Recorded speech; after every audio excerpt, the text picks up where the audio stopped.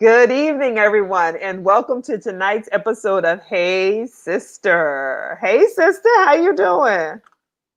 Hey sister, I am excited about the conversation that we're about to have. This is going to be a good one. This is most definitely going to be a good one. So everybody, if you are watching, tuning in, we would love for you to like, to follow, to share, whether you're on our Facebook page or our YouTube channel. We want you to be active in the show tonight, and we want you to bring your friends along for this conversation. We have a very special guest tonight. We'll be introducing her shortly, but in typical Hey Sister fashion, you know, we have to start off with a few hot topics. So let's see, we got hey Jody. Hey Jody, how you doing? Jody. Yes, we absolutely love you, absolutely adore you, but we want to get into a couple of hot topics for tonight. So I don't know about you, what you've been up to, but once again, this week in the news has not disappointed.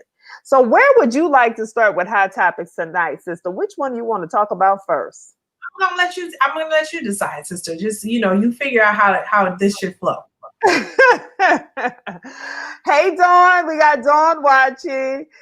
Jody says she's good and she always learns so much when she joins us. So we were very excited. So please go ahead and share this with your respective pages, start a watch party, bring your community into this conversation because we definitely want to have a really large audience for our guests tonight. I guess I don't even know where I want to start with these hot topics because, you know, it's just really, it's been crazy times lately. But why don't we start with our home state of Louisiana? There's two real hot topics coming out of the state of Louisiana that we would love. Hey, Trellis, how you doing? That we want to get into tonight. So the first one, okay. How many of you out there got into the No Limit Chronicles? Anybody watching No Limit Chronicles? Yeah. So I hadn't watched it yet, but one Mr. Percy Miller, also known as Master P, he has a show on BET, the No Limit Chronicles. You can kind of watch his journey. But recently, over this past weekend, he had some banter back and forth with one the artist known as Monica, who is actually going to be up for verses this coming week. They're doing a verses with Monica and Brandy. Is it tomorrow, 31st? I think it's August 31st. So, yeah. But if you don't know the story about one of his brothers, Cory Miller, one of his younger brothers, Cory Miller, who has been in prison in Louisiana for about 18 years. This has just been a very interesting, really saddening and disheartening thing to see, because I guess he's published books, I guess he's on social media, but really not happy about or the level of support he feel that he has received from his family. And I thought it was very interesting because if anybody's ever had a loved one incarcerated, you know that it is the entire family that is a part of that incarceration process.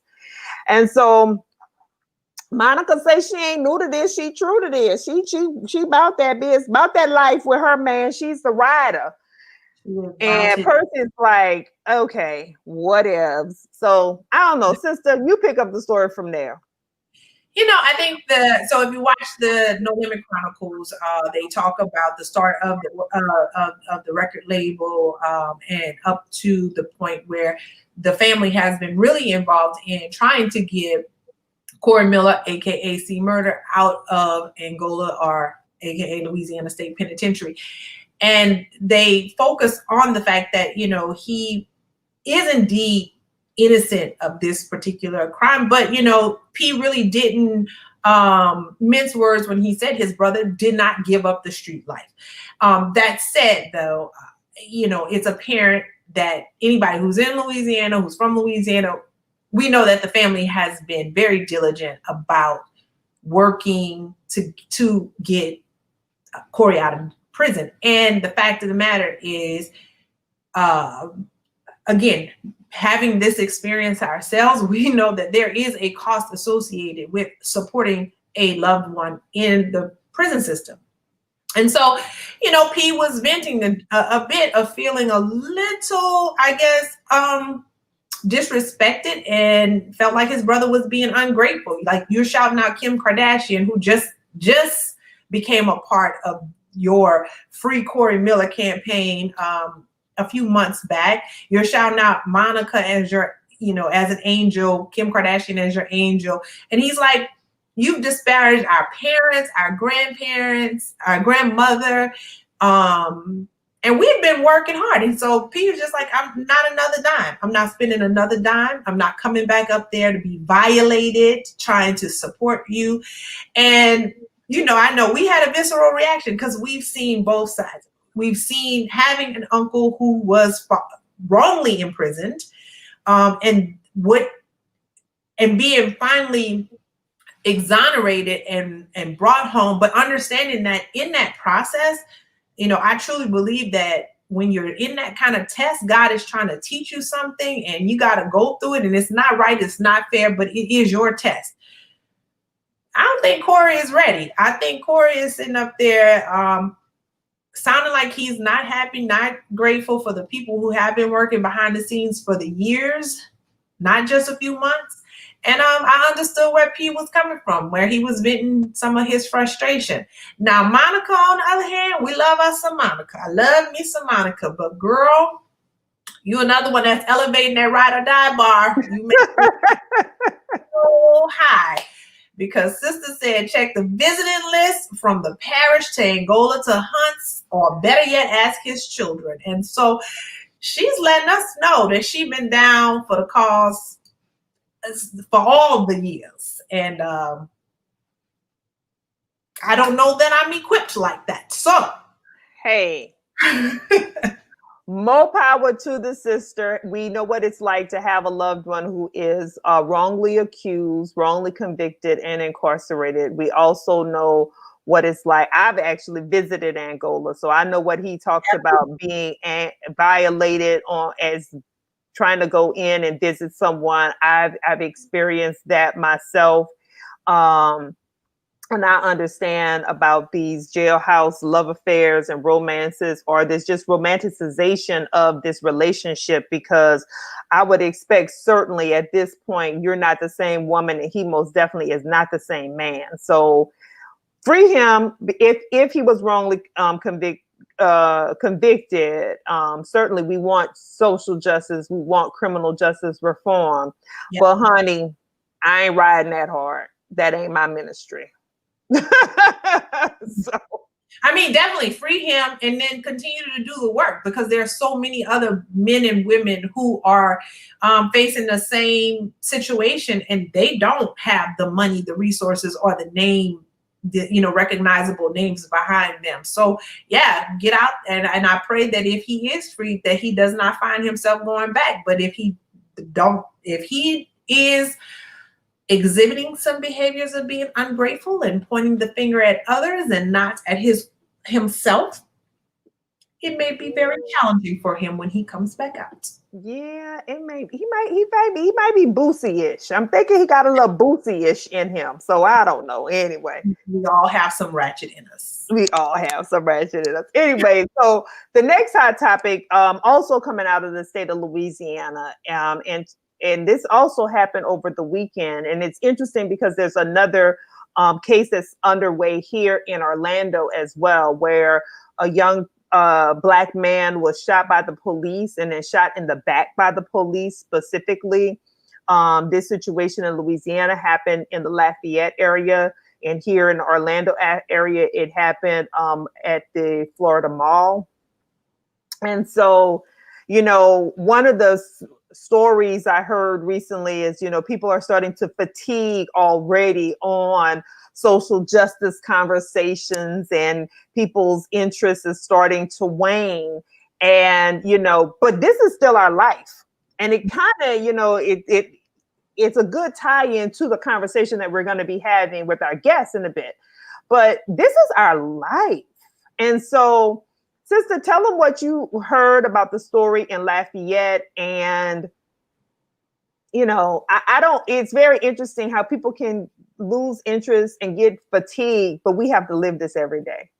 Yeah, exactly. I was had been working with one of my fellow alumni from Southern University on Friday, and then she pinged me and was like, "Hey, we had a shooting here in Lafayette, and they're protesting and things like that." And of course, it was also caught on video, which is it's unfortunate in itself, because there's this dichotomy there where indeed you want to have this video proof, because without it, it's like the world doesn't believe that these things keep happening. But then on the other hand, how is that like the first reaction that we have? Let's pull out our cell phone to record this. So there's a strange dynamic there. But yeah, so she mentioned that. And so at the time they were saying that the young man had a knife, a 31-year-old Black man. He was going into a convenience store. They blocked. He wasn't, before he could go into the convenience store, he was basically shot in the back 10 or 11 times. The fact of the matter, now today, I'm hearing that he had a cell phone. The fact is, I don't know whether he had a cell phone or a knife. That should be irrelevant at this point. What we need to understand is we keep seeing over and over and over again where issues involving young Black men, seemingly police forces cannot seemingly de-escalate these situations. And from my understanding, the young man was at one convenience store.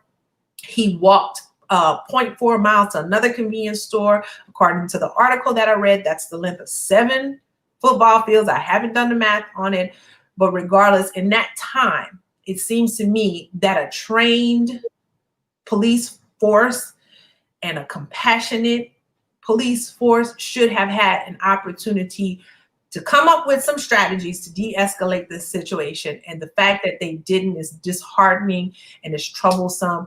And a place like Lafayette has had a very intriguing history as well with race relations. And this kind of thing, especially being not very far from Baton Rouge, and we saw this already happen with Alton Sterling. It's like, why does this kind of thing keep happening? But yeah, the frustration that I feel is, like you said, people are getting fatigued, but we see these images, we feel this trauma, and then we're expected to go back to work every day or go back to school or whatever as if nothing happens. And that is a problem for me. Yeah, and that is definitely a struggle. So we want you all to join the conversation in the comments. If you have any comments about this, you've seen the stories or read about it. What are you feeling? What's coming up for you? And as we get ready to bring on our guests, we definitely want you to get involved in the comments tonight. But it's just a very sad situation that I can't even watch. I stopped watching these videos. I think the last video I watched was the Alton Sterling situation, because I was like, I cannot put this into my spirit any longer, because it is painful and it is re-traumatizing. And none of us need to deal with that trauma over and over and over, repeated trauma again, and expect to go back to normal. Right. You know, that is not normal. And so that these trained police officers are supposedly trained police officers I could see, someone charging you, but when you shoot someone in the back, that is such a cowardice and callous act. From my perspective. 20, I believe the count was 20 police officers. I could be wrong, but even on the video that I did see, there were the number of police officers greatly outnumbered this one gentleman. And I know people will say, well, they tased him and it didn't impact him. But still, I just don't believe the next action should be empty a clip. Bullets. It shouldn't be empty a clip, right? Not when Dylan Roof went into a church and killed Black men and women and came out and days later was found and then offered a hamburger. Yeah. But that's what we're dealing with. And that's why we cannot be fatigued and we cannot get weary, and we must continue to Keep up the good fight. And we are going to transition now and bring on our guest for this evening, because she is definitely keeping up the good fight and doing the good work as it relates to, this is really about social justice as well. And so we're super excited to have Professor Wendy Greene on with us. She is a leading legal scholar in the area of natural hair discrimination. She is the founder of, yes, all this natural hair y'all got here. She's the founder of the Free the Hair movement. And we are so very excited to have her on. But not only that, of course, she is a woman of Xavier University of Louisiana. I just had to say that, okay? Yes, she's another Xavier right is in the building. So here we are. Hello, hello. Hi, how are you? Happy Sunday.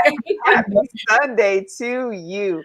We are so very excited to have you here with us. And, you know, we were just talking about the situations in Louisiana, situation here with young men being killed. But you've been doing this work around this discrimination, and there is a tie and an inextricable link to when we see that level of violence as it relates to hair discrimination. Absolutely. Well, in fact, there was a recent article last month that really showed the connections between, this racial violence at the hands of law enforcement against Black bodies in the United States and around the world. Last month in Brazil, they reported one of the things that many parents, Afro-Brazilian parents, are very fearful of as it relates to their Black children, just living freely, going about freely, is not simply about the kind of attraction and discrimination and violence against them based on their skin color, but also when they decide to don their natural hair in afros and locks, braids, and twists. And so they're really fearful of the exact same thing of going around with their natural hairstyles, and that is going to attract more attention by law enforcement, stigmatization by law enforcement, and therefore the killings of these individuals. Because Brazil, likewise, has an extremely high rate of law enforcement murdering young Black men and women. Yeah, and we can't escape. We just can't escape it, right? So, but let's talk about first your background a little bit, because it's kind of like you were born into this work, right? Yeah. So tell us a little bit about your background and how your upbringing influenced you to even get into this work. Sure. Yes. It's, social justice activism is absolutely in my blood. I have to tell you that God really planted a seed inside of me at a very early age, at 5 years old, really, to be an agent of positive social change in the world, and basically through the gift of my family members and specifically my parents, and especially my parents. I grew up with a family of educators, of integrationists, of civil rights activists, and just people who really fought to do what was right and what was just. And so at 5, I learned about Jim Crow by reading about Thurgood Marshall. And that was the first time that I was even aware of a civil rights lawyer trying to combat racial segregation, learning about Jim Crow, and even realizing that my parents and my ancestors had, confronted and experienced Jim Crow. And so from that, then that led me to think about how unfair this whole system was, right? And I learned about my father's participation in the sit-ins in Columbia, South Carolina as a college student at another HBCU, at Benedict College in Columbia, South Carolina. And that's when I learned he was arrested for his participation, and he was convicted for criminal trespass, he and the other his college classmates who participated. Later, I found out that the Supreme Court had overturned his conviction for criminal trespass. And then just months later, that's when Congress enacted the 1964 Civil Rights Act. And so much of my work centers around, if not almost all of my work centers around trying to combat racial inequality and trying to remedy it through legal interventions, through scholarship, through legislative change, to really bring about the fullest goals and objectives of the Civil Rights Act of 1964 and other anti-discrimination laws that prohibit discrimination on the basis of race. Wow. Sister, I know you have a question. I'm going to toss it to you. Yes. So, first of all, I'm very excited to have you here. You have a fabulous bio, by the way. And as a part of that, you talk about your definition of race being used as a practicable definition. What is your published definition of race? Sure. So just to give you a little bit of context to this, is that basically when federal courts are deciding these federal cases challenging race discrimination, many of them since the 1970s have defined race as only constituting immutable characteristics. And what that means is a characteristic that you cannot change, or a characteristic that only one particular racial group possesses. Now, if we just think about that for a second, there's not one particular trait that only one racial group possesses. For example, Black people or people who identify as Black can have fair skin or white skin complexion. And similarly, white people can have a brown skin or darker skin complexion, right? And so when I saw this, it created this really hair-splitting legal distinction in these race discrimination cases challenging natural hairstyles. So what has happened is that my definition really advances that race should not be confined to immutable characteristics, but rather really encompass mutable or changeable characteristics like one's skin color, hair texture, their hairstyles, their accent, their clothing, that serve as a basis of racial discrimination in our society. So basically the definition that I proposed in my legal scholarship and have been advocating for over a decade now is that race should, for the purposes of anti-discrimination law, should be viewed as characteristics that are historically or contemporarily and or commonly associated with a particular racial group.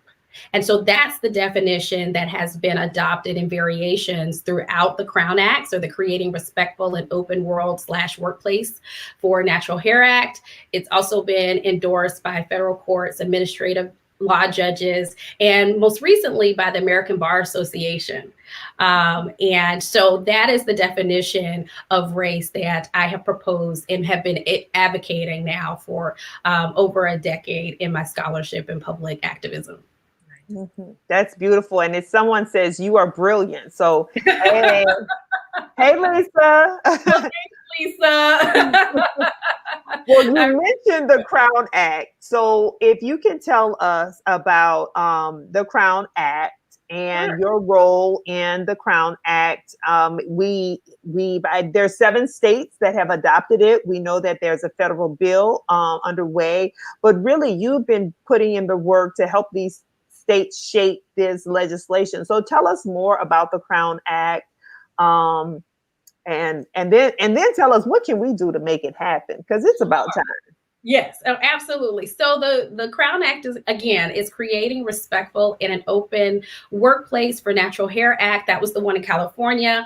And then throughout the states, creating a respectful and open World for Natural Hair Act. And that now has been used throughout other state legislation. And as you mentioned, the federal legislation, which I had a privilege to be able to co-draft. And speaking of Louisiana, we have to, connect our Louisiana ties here. So Congressman Cedric Richmond was one of the sponsors for the Crown Act on the House side. And we have Senator Cory Booker, who also was a sponsor on the Senate side. So basically what the legislation does is that it's a response to those federal court decisions that I was just talking about, defining race discrimination as only consisting of discrimination on the basis of immutable characteristics. It also, in doing so, what it does is it adopts that definition that I was just talking about of race. And so it clarifies for all of the interpretive bodies like judges and enforcement agencies, lawyers who are arguing these cases, that race discrimination consists more than just discrimination on the basis of immutable characteristics. And even more specifically, it addresses the systemic discrimination that African descendants have suffered for centuries on the basis of our natural hairstyles like locks, braids, twists, and afros. It really tries to address not only the discrimination that happens in our workplaces, in our schools, public accommodations, housing, other spaces, but also the consequences of this kind of discrimination that often just are not discussed. And it raises public awareness around this very systemic and global form of race-based discrimination. Mm-hmm. All right, sister, I'm gonna toss it to you for a question. Yeah, you just mentioned about the school system. So I just wanted us to, because we know the C.R.O.W.N. Act initially started out as a workplace, an act related to the workplace, but now obviously expanding to the world. Let's talk about grooming policies in schools. Like we saw recent examples where you had a young wrestler who was told he had to stop wrestling, or they were cutting his locks in the midst of a match. You've had many students who have been suspended from school. How is the school grooming policies being impacted by the C.R.O.W.N. Act? Well, yes, there are many states that have included schools, both sometimes just only public schools, but sometimes private schools, or enforcement guidance too. So I don't want to not talk about that too, because there are municipal level C.R.O.W.N. acts and resolutions, as well as human rights enforcement agencies that are now defining race more broadly to include natural hair discrimination, and therefore it being applicable to schools. So with exactly what you're talking about, the C.R.O.W.N. Act, I will have to say, and this legislative push throughout the country has really elevated the conversation, really just activated a lot of greater understanding around the racial significance, the cultural significance of natural hairstyles for African descendants, and again, the systemic nature of discrimination on those grounds in these spaces.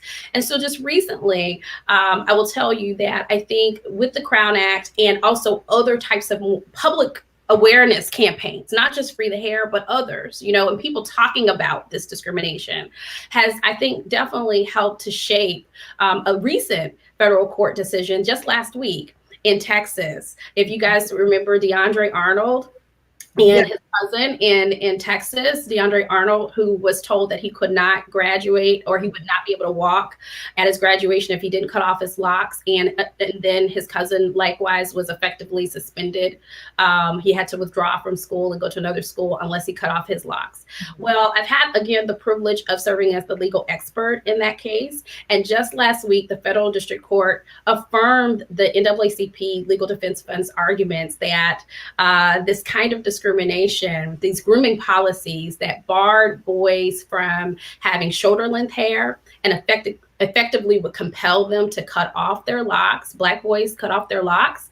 They affirmed that that type of grooming policy constituted race discrimination, sex discrimination, and an infringement upon their cultural expression.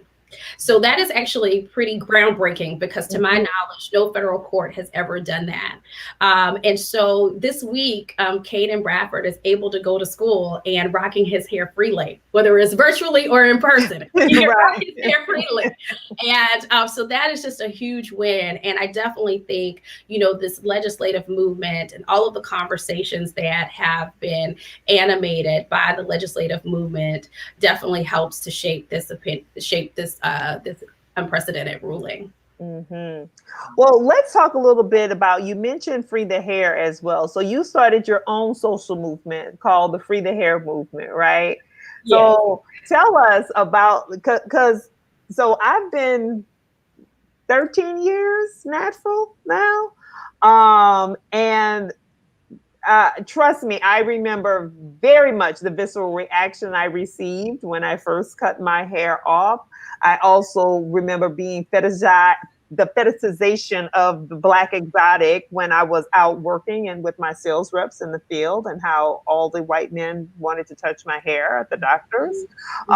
So it's like, whoa, whoa, whoa. So can we just be like, why does the way my hair grow out of my scalp such either a political statement, of a fetish, or like what is all of this about? Oh boy, we probably need like a whole other hour to talk about that. Oh my God. The fetishization of Black bodies. That is pervasive, and it has been going on for quite some time, for centuries now. But to your point, that's very much about what the Free the Hair movement is. It's really at the crux of it, at the heart of it. It's really so that we can move about as African descendants, as Black people, more freely in liberation, to be free from regulation, based upon, this fundamental part of our identities, to be free from violations of our bodily integrity, to be free from, the deprivations of our agency and our autonomy, as we are moving and navigating society. Right. So for me, that is really, at the heart of the Free the Hair movement, is really trying to secure greater liberation for African descendants, or Black peoples, not only in the United States, but around the world. And in doing so, basically, it is just an organic culmination, like I said, of over a decade of legal research, writing, thinking, public advocacy around issues of racial injustice and equality, but specifically trying to get legal actors, broader society, to really understand that natural hair discrimination is race discrimination, and that we need to treat it as such. And so basically what Free the Hair does is just, again, raising public awareness around this discrimination, this global form of discrimination, also trying to show the consequences, the psychological, the physiological, the financial, and the physical consequences. We know what it means when somebody tells us we can't we can't wear our hair naturally, right? Especially as women.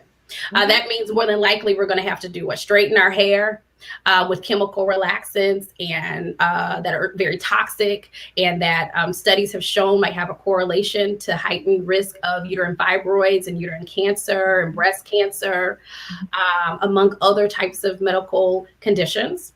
We know that we are less likely to exercise when we're straightening our hair, and that can lead to other types of medical conditions, including obesity. So there's some real, what I call invisible harms too, that we're trying to address, and that I'm trying to address through this Free the Hair movement. So ultimately, we can bring about not only legal change, policy change, but also personal change, so that people can wear and rock their hair freely and freely move about this world in their most authentic selves.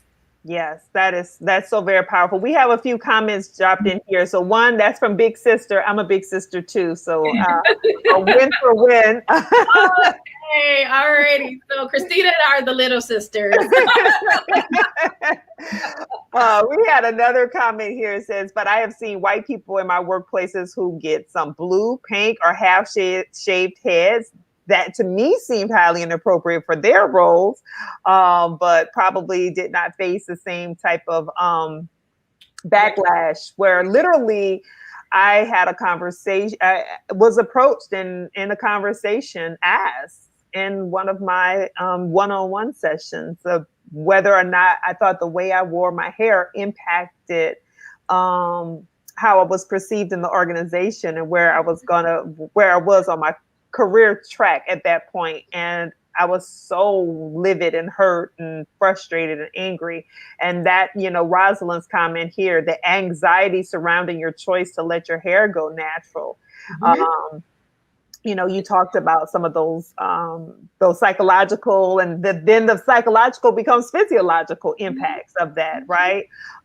We got Teach Professor Greene. Fellows ain't right. Yeah. And then Lisa says here, those $250 bundles days are over for me. I'm rich. I don't even think that people factor in like that. It's a costly lifestyle to keep up, right? Absolutely. The Perception Institute conducted a study a few years ago that talks about this, about especially as it relates to Black women, how much more money we spend on hair products in comparison to white women. Also, the greater levels of anxiety that we have around our hair in comparison to white women, and then also the biases. More of the women who were surveyed, the majority of them had a negative bias against natural hairstyles and a positive bias in favor of straightened hairstyles. And what's really interesting thing about that study is that they found that even those who considered themselves to be naturalistas, in also millennial generation, even though they were naturalistas, they too favored natural hairstyles and considered those to be more professional. Mm-hmm. So there's a lot of work that needs to be done, right? To deconstruct this bias, these negative biases, these associations with unprofessionalism and inappropriateness or being unkempt, among other negative stereotypes that are associated with natural hairstyles. And unfortunately, these types of stereotypes absolutely do have play a significant barrier in our employment opportunities, as we mentioned, in our educational opportunities. Just last week, and Demetri, you sent me this article too about, the study out of Duke, where the professor has found, and it's not surprising to us, but to a lot of people, it's surprising to think about the fact that, natural hairstyle serving as a barrier to interviews, to job interviews, and therefore employment. 2 years ago, there was a case dealing with a woman in North Carolina where she alleged in her race discrimination case that her colleagues actually circulated a petition asking people to sign on if they thought her natural hairstyles were unprofessional. And people signed on to it. And unfortunately, that federal district court, it's egregious. That federal district court did not find that to constitute unlawful racial harassment under federal law. So if we want to talk about why it's important to enact the Crown Acts, not only at the state level, but also on the federal level, is to respond to those types of incidences of discrimination and also the what I call legal wrongs, to correct those legal wrongs in our federal jurisprudence. So I'm going to put up some of the comments here, and then I'm going to toss it back to Christina for a question. But so this, I've been told that natural hair is unprofessional. So we talked about that stereotype. Lisa commented here, by the time it was sold in $1,000 hairdo. Girl, that you just put that in a low interest bearing savings account. Well, it's funny because I did some advocacy work on behalf of somebody to show about the IRS, for their deductible or for their deductions, and I argued that having to straighten our hair should be considered one of those deductible items. When we're trying to go about our industry, to be in our industries, perform our jobs, and that happened to be with a lawyer. Having to conform to the straightened hair expectations and the kinds of money and time and energy we're spending to conform to the straight hair expectations and mandates. Yeah, it says Google professional hair and then Google unprofessional hair, talk about bias. Someone says face unprofessional, unkempt, and disciplinary commentary, threat serving America in the military at 27 years. All the unprofessional hair images are of Black men and women, mostly women, with natural hairstyles. And that's it's something that's just astonishing me, because how can the way my hair grows out of my scalp be unprofessional or unkempt? Because the amount of kemptness that goes into maintaining natural hair. Let's stop it, people, please. Sister, I know you had another one. Yeah. Well, I do have a question. I know that one is a little bit off the subject of hair specifically, so I don't know if you want to wait on that. I will say that it's interesting.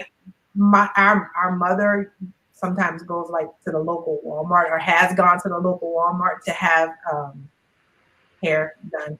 That's another story. But anyway, and at one point, my mother has too. So but at one point there was a sign there that they would charge extra for quote unquote natural hair. Mm-hmm. And I immediately was like, so did you challenge that? Like, did you push back? Because the theory is that white people are not wearing their natural hair. So who are you charging more? Are you only charging Black people to have natural hairstyle? Because I'm sure the white women that are coming in there, that is the way the hair grows out of their scalp too. So if you're only charging Black women at these chain salons extra, that seems like that would be highly discriminatory practices at a place that, you know, unfortunately, I have all kind of issues with Walmart in the first place, but you know, that seems like it's highly discriminatory. So, I mean, I guess I'm curious, how did we really get here? Like, did our hair become such a bone of contention in the workplace, whether it means getting a foot in an interview, like getting an interview, versus even when you're there? Because I have a coworker who has hair very similar to mine, curly, and she pulls it back, and she would pull it back like in a bun every day. And she mentioned that even someone who was Black basically told her that she would not advance in her career if she wore it. Like, I wear mine however I want to. So how did we get to this place? Well, it's, no, those are all great questions, and it's a long history. Mm-hmm. If we think, if you're talking about, you know, more broadly about the stigmatization of African descendants based upon our hair texture, it's very much in line with the stigmatization based upon our skin color. They go hand in hand, in tandem with one another. So when we started to encounter those of European descent, one of the ways in which they would mark us as other and serve as a basis for our dehumanization and even our enslavement, it wasn't simply about our skin color to mark us as African descendant and Black, and therefore be subject to perpetual and inheritable subjugation on the basis of race, but also about our skin color. You know, starting in the 1800s, even, we have courts that declare that even if you were a fair-skinned person or a lighter-skinned person and phenotypically you appeared white, if you had woolly hair or the propensity to have woolly hair, that could be a basis of your legal enslavement. Okay, so to think about that. If we kind of go to Louisiana, if you know about the Tignon laws, right? In terms of regulating, you know, Black women's beauty and bodies, forcing us to cover our natural hair texture with scarves as well. So that hyper-regulation of Black women's bodies as it relates to our hair has been going on for centuries in this country. And then fast forward, during the eras of emancipation, with the burgeoning industry of straightening products and trying to enter into spaces that were denied to us, like certain workplaces and industries and occupations, educational spaces. One of the ways in which, you know, we would try to assimilate was by straightening our hair. And that system of assimilation then starts to have people thinking that is associated with professionalism. That's associated, and for some people's minds, I remember when I was working at another law school, and one of my colleagues came to me, and I had my hair curly, and I would alternate between, sometimes when I first started, I would alternate between what I call my conference hair, which was my straight hair. And then my curly hair. You were trying to confuse them, because they get so confused when we come in one day and the next day it's like, wow. Yeah, like, what in the world? What's going on? And I remember it's just water. That's what. Well, and that's basically what I said. He says, well, how do you get your hair like that? I was like, what? I woke up like this. Like, what are you talking about? And so for some people, because they have been so, a lack of diversity and exposure, to Black people and our hair, but had just really thought that straight hair was natural. It was the way in which my hair naturally grew, not understanding that, curly and coily, that's how my hair naturally grows, right? So there is miseducation about natural hair, Black people's natural hair, that then also is informing some of these decisions that we're seeing in our policies and our practices in workplaces and beyond. But there's also very explicit, negative racial stereotyping. To think of, and privileging of white hair because of its link, straight hair because of its associations with whiteness, and denigrating and stigmatizing natural hairstyles because of its association with Blackness. And that is something that is not only happening again, not only in the United States, but it happens around the world. I also have another story of a young woman in Brazil, in Bahia. She's a young attorney. This is a few years ago. And she told me that she too was told, in order to just take her equivalent of the bar examination to enter into the legal profession, she was told, an Afro-Brazilian woman was told to straighten her hair. Wow.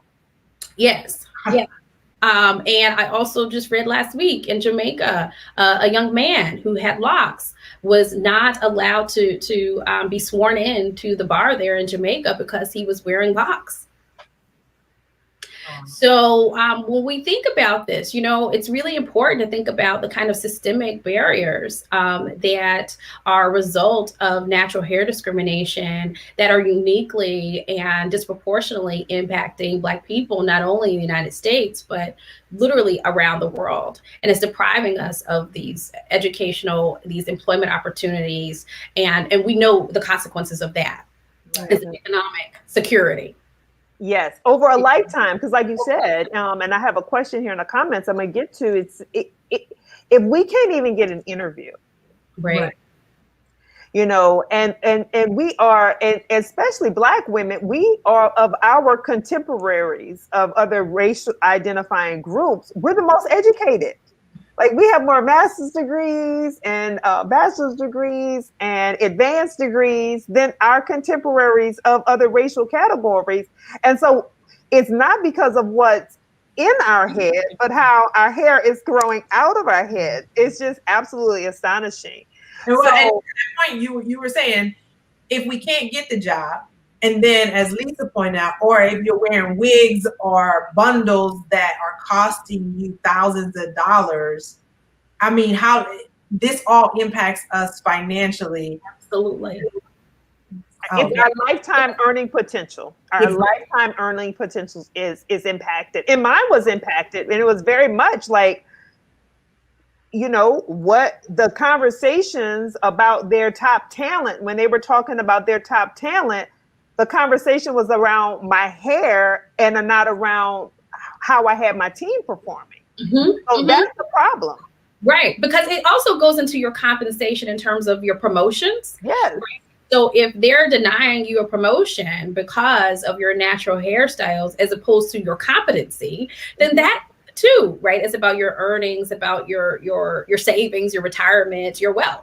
And obviously that goes into intergenerational wealth. Yeah. So when you think about like pay disparities on the basis of race, and we already know about that as it relates to Black women, that we're already underpaid. Then you talk about the fact that we're going to continue. This is deepening, these disparities when we're not being able to advance or be able to enter into professions because of how our hair is growing out of our head, but also the money that we're spending, right? Think about how much money we spend to try to maintain straightened hairstyles, and how much money how that can actually, if we accumulate that, how much that can be used towards, greater goods and possibly our retirement. Natural hair is expensive enough. Absolutely. It's not to sit here and say that we aren't spending any money. Right. When you have natural hair too, but for me, I could say I spend less money. Most definitely. than what I was doing when straightening my hair on a regular basis. And not only straightening my hair, but then, if you think about either through relaxers and everything else, but my hair literally was falling out. And so then I would cut it off, and then I would like let it grow out again, and it would fall out again. So trying to repair and restore your hair health.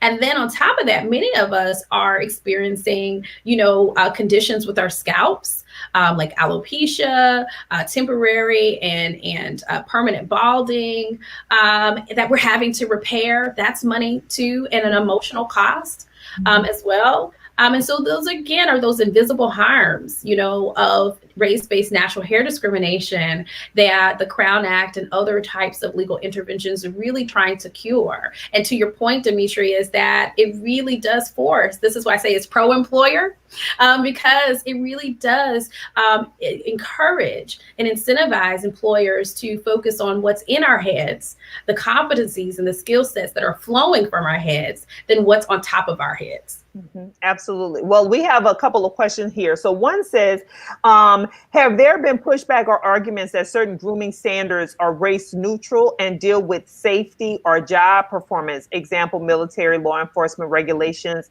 How has the movement viewed those? The military relaxed some guidelines recently. The NFL has had issues on hair being under placement, under helmets. Right. No, absolutely. There are those that where people have argued that, if you might have to pull your hair up if it presents some kind of safety concern or health concern, or put it in a wrap, or, and that, that makes sense. And that's, race neutral in the sense that anybody with long hair, right, would need to pull up their hair if it presented some type of safety concern, like if you were working around machinery, for example. Or like with the NFL, there was the incident where an NFL player's hair, it was flowing out of his helmet, and somebody grabbed it, and essentially he was injured because of this yanking of the hair. So under those circumstances, again, those are race neutral, and those should be equally applied regardless of the person's racial identity. But in terms of the military, as he points out, as Donald points out, is that they have relaxed, no pun intended, but they have relaxed their grooming standards, whereby they at one time they were barring natural hairstyles that African American servicewomen were overwhelmingly wear, like locks and braids and twists. And through the public outcry and backlash, as well as many service women who really challenged these grooming policies as discrimination on the basis of race and gender. And additionally, the leadership of the Congressional Black Caucus, the women of the Congressional Black Caucus, under the leadership of Congresswoman Marsha Fudge and Congresswoman Barbara Lee, they issued a public explanation to then Secretary Hagel to explain to him how these types of grooming policies that were actually calling Black servicewomen's natural hairstyles unkempt and matted. In the policy, and that they were barred because of that. Again, those negative perceptions around our natural hairstyles, and not really fully understanding that a lot of African American servicewomen are wearing braids and locks and twists so they can effectively perform their jobs, especially when you're in what I call hair deserts, where where there's no one to do your hair. And so the ways in which you're going to be in conformity with a strict uniform or dress code is by wearing natural hairstyles, right? And also, again, the time and energy that you're no longer expending because you're wearing natural hairstyles. So they didn't really understand, all of the reasons why, in addition to the fact this is how our hair naturally grows, but also there are these other reasons as to why you would see African-American servicewomen wearing these natural hairstyles overwhelmingly. And in light of that, in light of all of this, this different forms of advocacy and education, we had Secretary Hagel then instruct the various branches of the military to revise their grooming policies. And now, braids, locks, twists, afros are permitted. So to that point, if the military, with one of the most, now that being said, it does not mean that a person will not be subject to some forms of discrimination and harassment still. As Kim, my sister, pointed out, because when she decided to go natural, she was subjected to harassment in a hostile work environment at the hands of her colleagues, who were telling her that it was unkempt and unprofessional. Right. But it's not to say it will eliminate that, but at least you're not in violation, and you're not in threat of possibly, at least in form, losing a promotional opportunity. Mm-hmm. We have a comment here. It says, great conversation. My 10-and-a-half-year-old loves her natural hair, and I'm thankful for the work that's being done. Hopefully she doesn't have to face discrimination. So that's one of the comments there. And another comment says, the fact that we are penalized for natural hair as if straight hair is part of a uniform. And yet if we try to receive a tax benefit for the taxable income we expend to that uniform. Mm-hmm. So yeah, it's one of those damned if you do, damned if you don't. Now you had mentioned Jamaica earlier. So someone said, Jamaica, the home of the braids? So sad. Like, how could he not be, what's the word I'm looking for? Basically get his bar. Be admitted, right? Right. Yeah. Right. Absolutely. Well, again, it's about the perceptions of locks being unprofessional and inappropriate. And you're talking about a very conservative, relatively speaking, a very conservative type of occupation. And so they're my law students come to me, and among, I'm sure, a lot of other law professors and lawyers, asking every year whether or not they should straighten their hair or cut their hair when it's time for interview season, because they're being instructed and advised to do so, in part because folks are saying you don't want that to be sort of a distraction, in the decision-making process. And so this is definitely a deliberation that, budding lawyers, young lawyers, even seasoned lawyers are having to deal with here in the United States and around the world, unfortunately. But we're hopeful, that there's, this is one of the reasons why the legislation and other legal interventions are really important, mm-hmm. to really to maximize the conversations and educating people, and hopefully de-biasing these decision-making processes. Well, my sister had a question I know about, Jamaica came up, and so one of our, one young lady of Jamaican heritage who also happens to be an attorney, who is now the vice presidential nominee. I know my sister had a question as it relates to, you asked the question, sister, because I forgot. But yeah. No worries. So your bio says that you're one of few U.S. legal academics engaged in the study of comparative slavery and race relations law in the Americas and Caribbean. Yeah. And I just was curious to know, what are your thoughts about Ms. Kamala Harris and this debate on her level of Blackness, particularly as a scholar? Right. It's exhausting. That's all I can say. She identifies as a Black woman. She's a Black woman. It's very interesting how people today are trying to even question her Blackness, especially those in the politically conservative sector of our society, especially in light of the fact that again, she identifies as such, and that should just be the end of the story, right? First and foremost. Some people would say Rachel Dolezal identified as such, and she sure did take her time braiding that hair tight up to try to identify. Yeah, she was invested on another level. Yeah, because I'm not braiding my own hair. Like, I'm like, wow, I was impressed. I was actually impressed with that. Right. That still, though, does not make her Black. Though that's a whole story. But this is what gets me. It's like, do people not understand that, like, the Jamaicans that ended up in Jamaica, like they were on those same boats. That was just like one of the first ports of call. Right.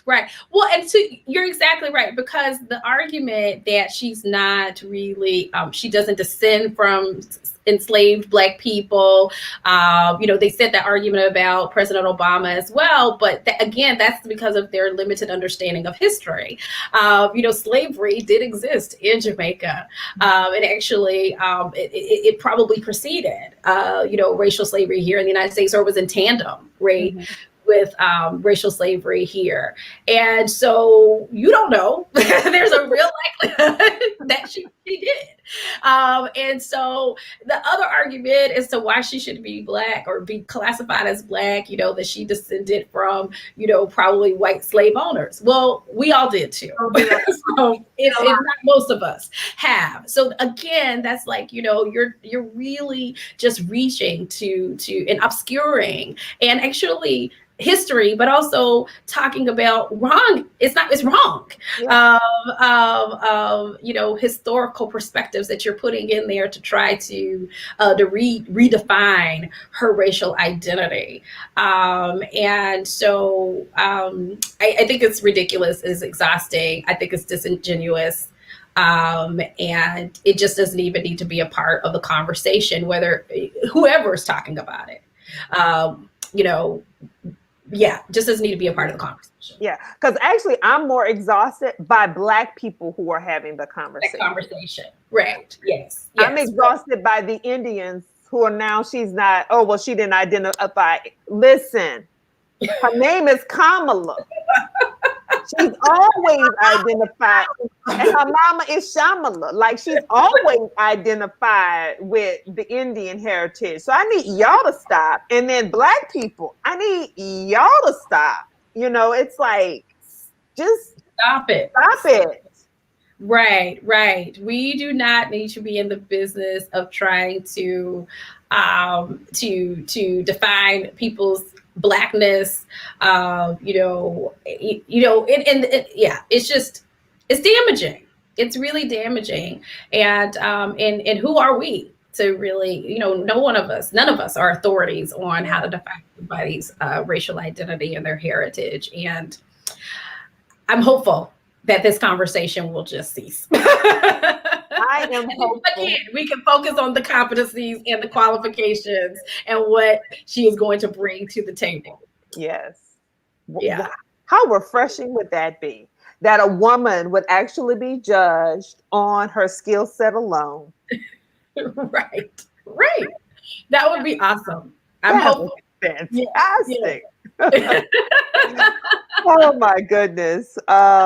So one of the things I wanted to ask about, and we'll get ready to wrap up here, is, so how can we get involved? So I hear people, throw up their hands, and when it comes to social activism, political activism, but these issues around this discrimination and advancing the Crown Act, they're things that we can actually do tangibly. So tell us, what can we do to actually advance this conversation and actually change the narrative? Sure. So first off, you can go to thecrownact.com and you can sign the petition there. Additionally, you can reach out to your legislators on the local levels, on the state level, on the federal level. It's a possibility that your legislators have already introduced a bill, a Crown Act, or parallel legislation, and so you can reach out and contact them and really encourage them to, if they haven't already, to do so, to have hearings on this issue. You can also start just educating, talking about this subject matter, because, again, it's something that's been sort of closeted, kind of similar to, other forms of racial discrimination like colorism in our communities. That's something that we talk about within our communities and haven't really talked about, but it's obviously becoming, more elevated in light of social media and other types of celebrations of our hair diversity. But we can start talking about that that and speaking to it when we see these forms of discrimination and stigmatization. Then lastly, what I would say is that it starts even for many of us in our own personal lives, like not just in the workplaces and in schools and housing, but in our own families, really starting to stop with the biases and the negative speak and talk around our hair. Really being more introspective about when we are, say, for example,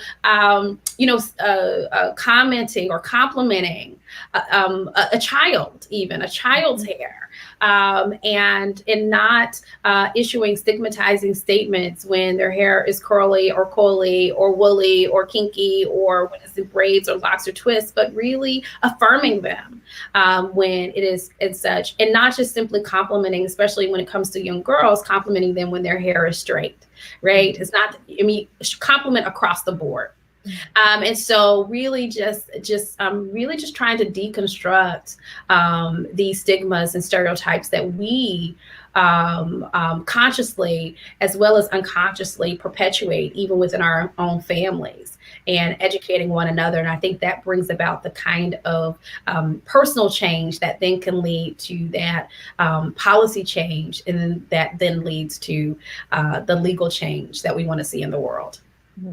All right, sister, I'm gonna toss it to you if you have some closing remarks. I just want to say thank you so much. This has been a great conversation. I feel like we could continue talking for much longer. I love what you just said about starting with our families. You know, I saw a young lady on Instagram saying how when she got married, she wore her natural hair, and that when her daughter took her school pictures, she allowed her to wear her natural hair. And she said because she did not want every one of her child's big moments to be associated with straight hair. And that spoke to me very deeply, because when I do think back, we do have a tendency to say, oh, let me get my hair done when it's these important life events, and that doneness is associated with straightening. So I know for myself, when I went on my natural hair journey, or went back to my natural hair about 20 years ago, it was because I really no longer wanted to just not only damage my hair, but I just didn't want to look like everybody else in the room. I wanted to be able to embrace my natural hair and love it, hate it, go through all the emotions, but it being mine. So I just really appreciate you coming here and enlightening us. And after this closes out, I got some more stuff that I want to talk to you about. So we can hold the line after we end the broadcast. Not a problem. Happy to. Thank you guys so much. I really appreciate the opportunity to talk with you and share the work, and really appreciate your support of it. Absolutely. And so with that, folks, we're going to go ahead and sign off. If you found this conversation insightful, share it with a friend. This can be the conversation starter for your own family and your own personal journey. Because I've experienced this, and probably each of us have experienced it in some way, right? Sometimes it's subtle, like, oh, I like your hair better like that, right? You look different. You look so different, right? Yeah, it's like those subtle things all the way and up to that this is impacting your ability to be promoted, and so that over a course of a lifetime, even as a child, how, oh, you look so pretty today, versus as someone says here in the comment, what's wrong with you when your hair is not straight, right? The psychological damage, the physiological harm in terms how it affects us over the course of our lifetime, the financial damage over the course of a lifetime, it's damaging. So if we can start with us, and I love how you said that personal change can lead to policy change, which can lead to legal change. Let's start with us. And if we start with us, we can definitely go a really long way. So with Yeah. that, we're signing off tonight, everybody. And we just ask you ladies to hold the line. Okay. Bye, everybody. Bye. Bye.